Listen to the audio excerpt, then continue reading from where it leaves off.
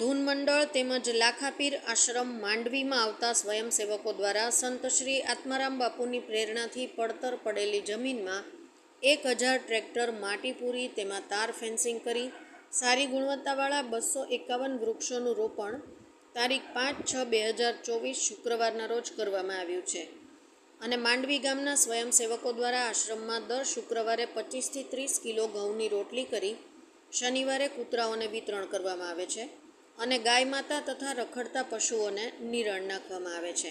બીમાર પશુઓની સારવાર કરાવવામાં આવે છે અને પક્ષીઓના માળા વિતરણ કરવામાં આવે છે. કીડીઓને કીડિયારું પૂરવામાં આવે છે, પક્ષીઓને ચણ નાખવામાં આવે છે તેમજ પર્યાવરણ જતન માટે નવા કાર્યો કરવામાં આવે છે. રિપોર્ટર ઇમ્તિયાઝ મલ્લા, માંડવી, ગારિયાધાર.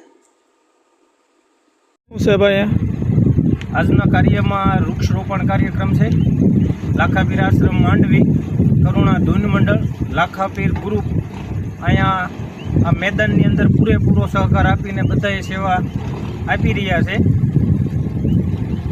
ભાવથી સેવા આપી રહ્યા છે અને કરુણા ધૂન મંડળ તરફથી ગાયોને નિરણ, કૂતરા માટે રોટલા, વૃક્ષનું જતન, આવા અલગ અલગ પ્રવૃત્તિઓ કરી રહ્યું છે. આ જગ્યા કઈ છે? લાખાપીર આશ્રમ માંડવી.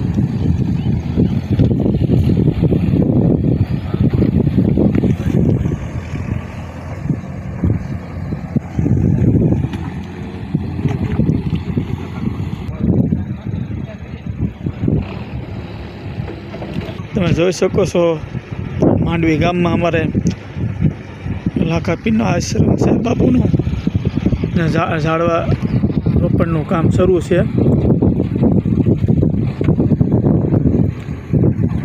બધા સેવા ભાઈઓ સેવા કરી રહ્યા છે.